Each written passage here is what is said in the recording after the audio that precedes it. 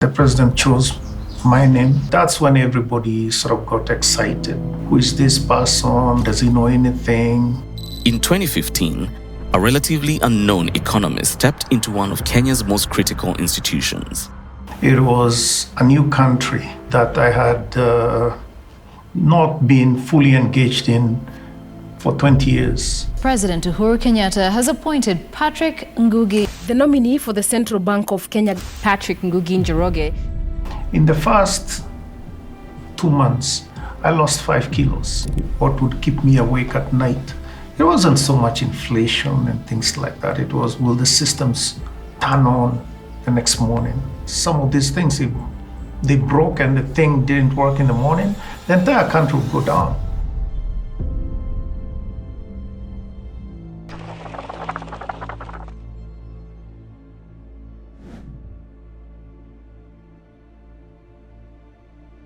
We are all a creation of the experiences we've had over the years.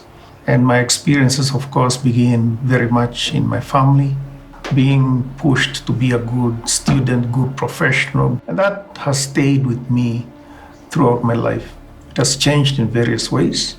I'm no longer a student, but I'm still a professional.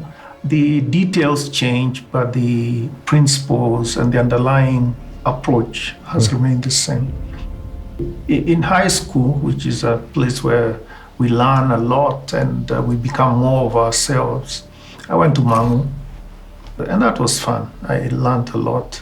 I then I did my A-levels in Strathmore College then. That was the name then. Very exciting times. I always wanted to be an engineer, and that was a time when we were all in the sciences. And I was actually accepted to go into electrical engineering, University of Nairobi. But during that period, I kind of realized that that's not what I want to do. And that's when I changed and ended up doing arts. So I studied Bachelor of Arts, Economics, did a master's in University of Nairobi, and then eventually ended up doing my doctorate at Yale. Came back, did 2 years at the Ministry of Finance, and then eventually got a job at the IMF. Did that 20 years. I mean, you may look at one aspect and sort of say, but that's not what defined me. What defines me is everything, put together, yeah? June of 2015, the position was advertised. The Public Service Commission has advertised the position of Central Bank of Kenya Governor a week following the expiry of Professor Njoroge Ndung'u's term. I and others applied, and then there was a whole bunch of interviews, including with the Public Service Commission. And then this was quite public. First time, I think, in CBK's history where this process was followed from start to end. I had come to Kenya to interview. I still had my job in Washington with the IMF. But then it became clear that the process was going to happen very quickly. And sure enough, very quickly, the president chose my name and sent this name to Parliament for the vetting. And that's when everybody sort of got excited, because who is this person? He's coming in from abroad. Does he know anything? Things took a turn that most people would not have planned for. Following his appointment, the governor was faced with some challenges. He had been away from the country for a while and was not sure how the transition back and the adjustment to the role of governor would be. It wasn't just the new job. It was a new country that I had not been fully engaged in for 20 years. And the country had moved on in all sorts of ways. So there was also the cultural shock. In the first 2 months, I lost 5 kilos. 5 kilos that I didn't have to lose, but I lost that. Upon assuming office, Governor Patrick Njoroge inherited an economy facing high inflation, banking sector instability, and several other challenges. To counter this, he took aggressive monetary actions in his first 2 months. Basically, there was no time to lose. We hit the ground running.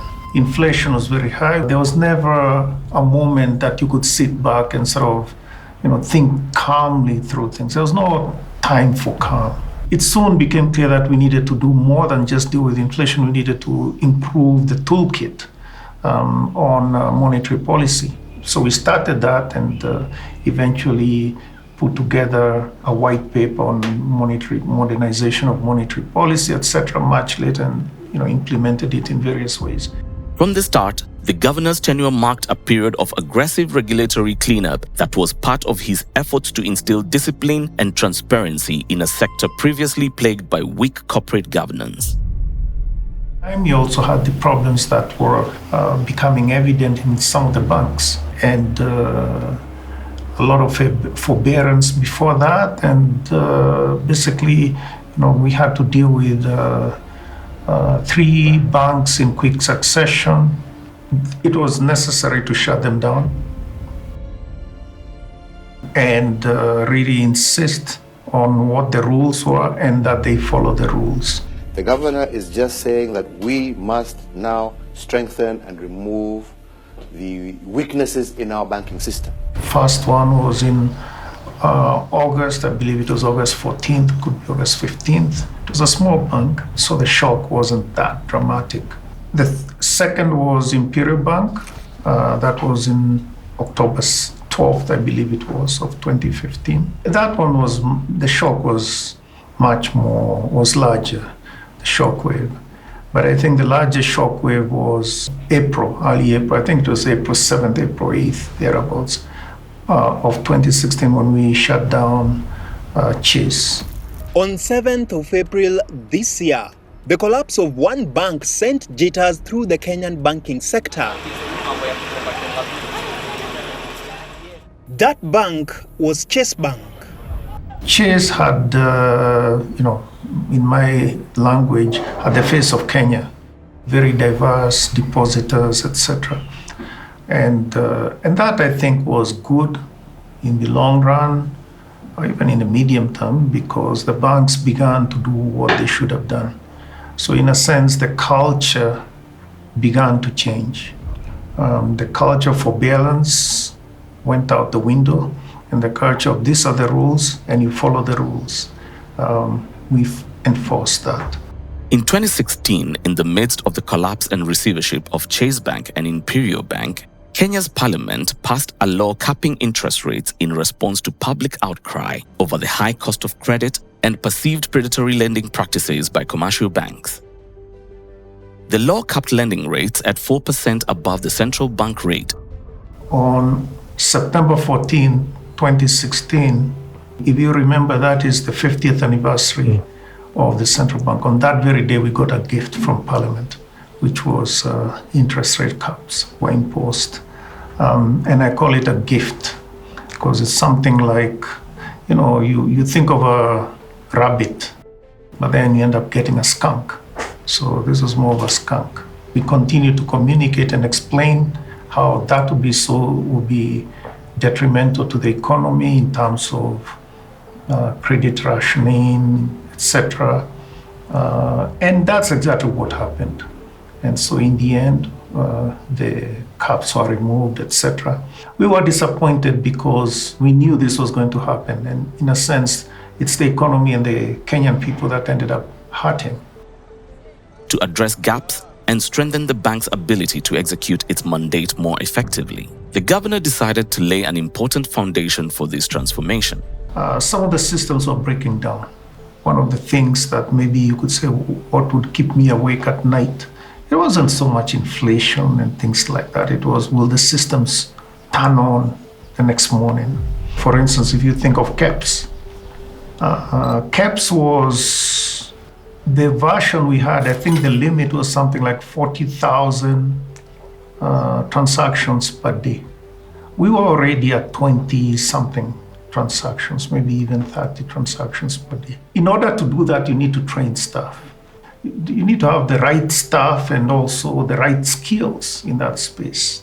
But this cuts across the whole bank, bringing up the systems and processes to the 21st century to be world-class. I don't think there was an option in this. There was absolutely no option.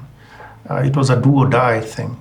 As I say, some of these things, if they broke and the thing didn't work in the morning, the entire country would go down.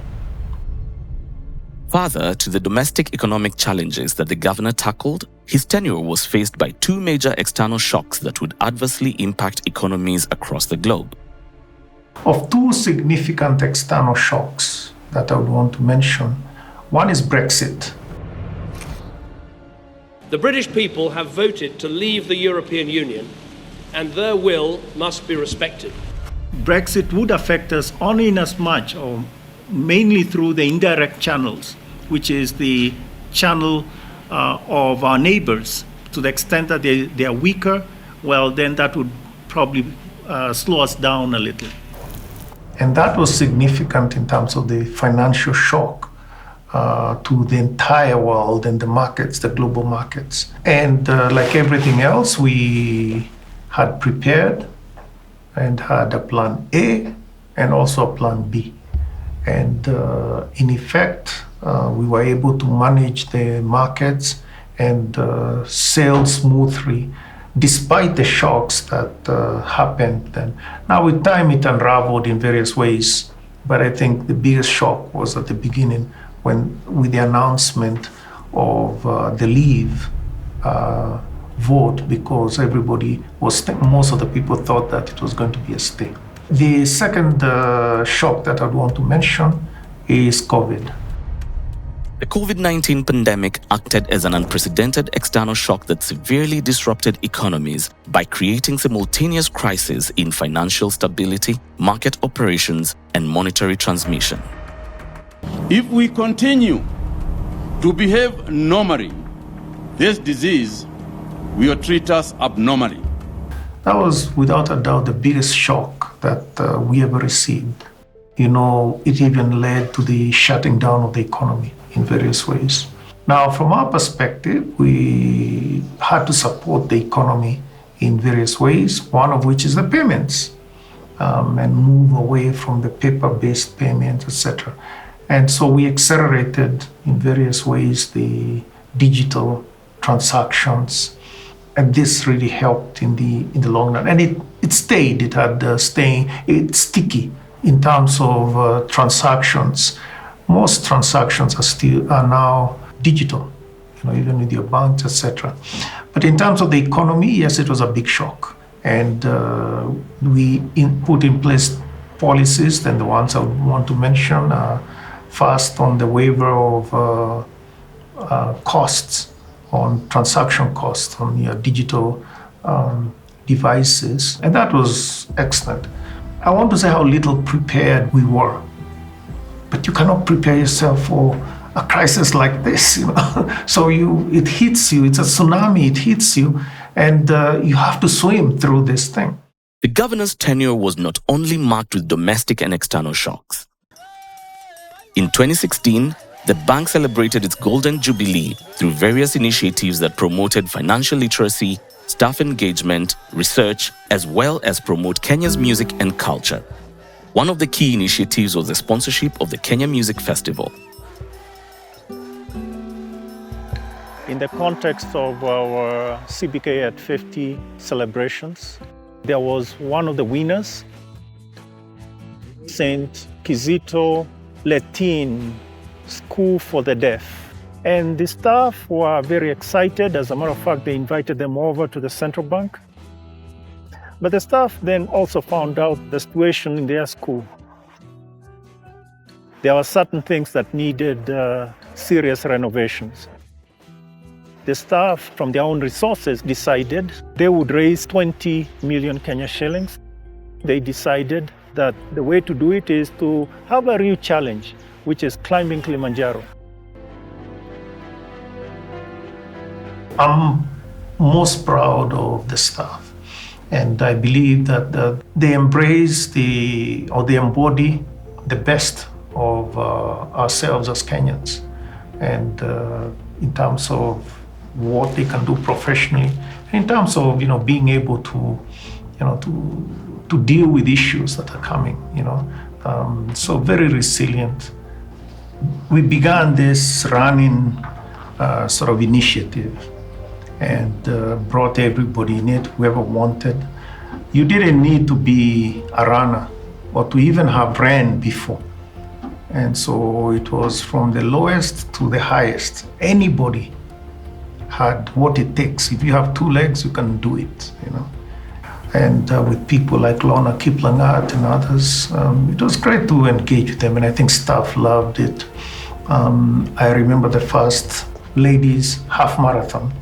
That was in March 8, 2016, and we had 550, I think it's 547 staff.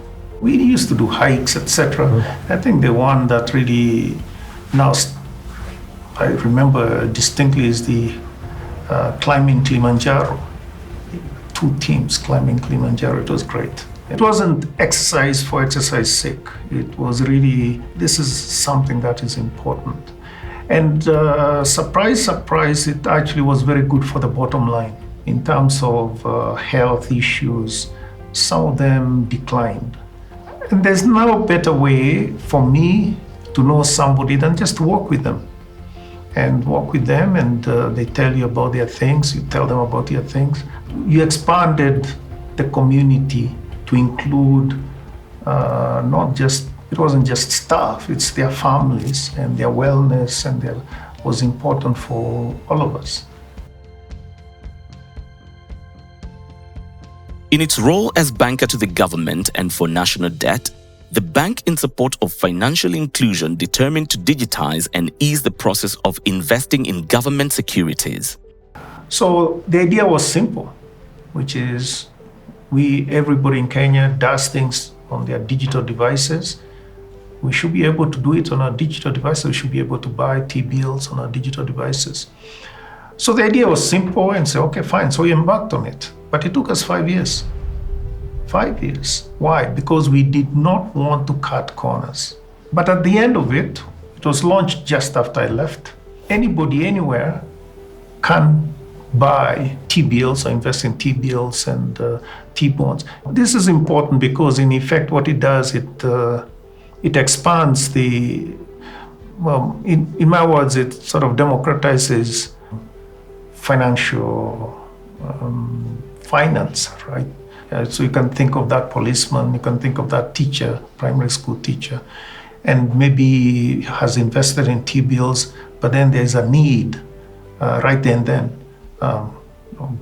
Some bills that have to be paid, medical bills, and so they can liquidate and get their money right then and then. Anyway, so it's quite revolutionary, and I'm very proud of what the central bank staff were able to do. Following the promulgation of the 2010 Constitution, Kenya set in motion a key requirement: the redesign of its currency to reflect national identity and safeguard its integrity. Nearly a decade later, that mandate came to life.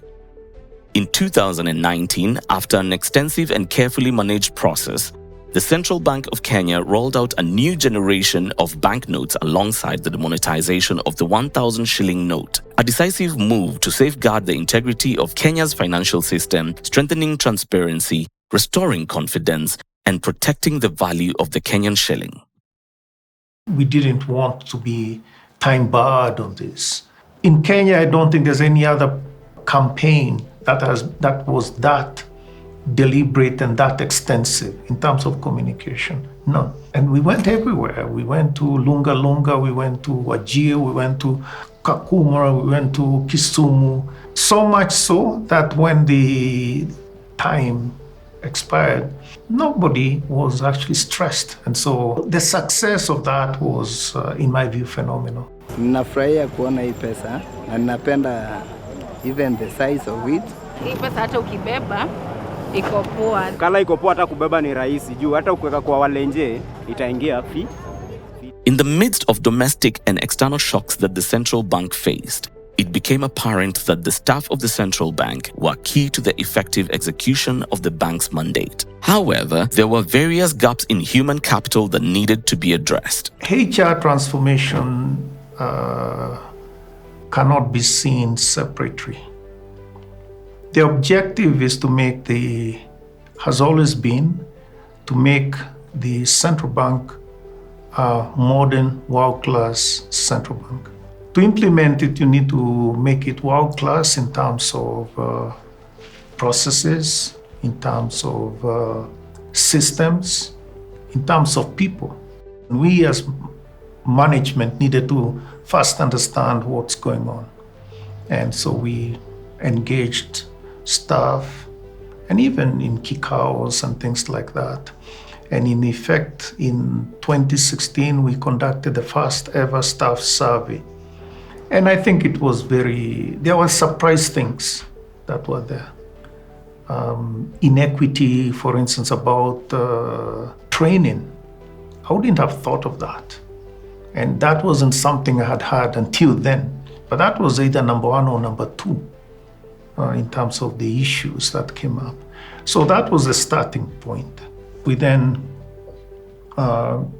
began to design the HR part, meaning the human resource element, the talents, the organization. For instance, I made the point to banks that they always talked about being data-driven. But then my first question to all of them would be, okay, if you're data-driven, this is the CEO. So you're talking to a CEO. So you're data-driven, Oh, good. How many data analysts have you hired? Or do you have in your system, in your complement? And obviously, that was always an awkward question.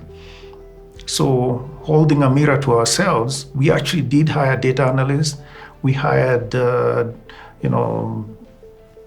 other analysts, and the last people that we hired in this were people who could actually do a lot more data analysis at the highest level. So I can comfortably say that that's where we left the bank at the 21st century, ready for anything that would come. Dr. Patrick Njoroge served as the 9th governor of the Central Bank of Kenya. All said and done, his tenure was defined by aggressive banking sector cleanups, digital finance expansion, and strict monetary discipline. He was recognized as Central Banker of the Year by multiple institutions. The future is very uncertain, very volatile, shocks coming in and out. That's something that I think the central bank will have to deal with and to support the economy in these things.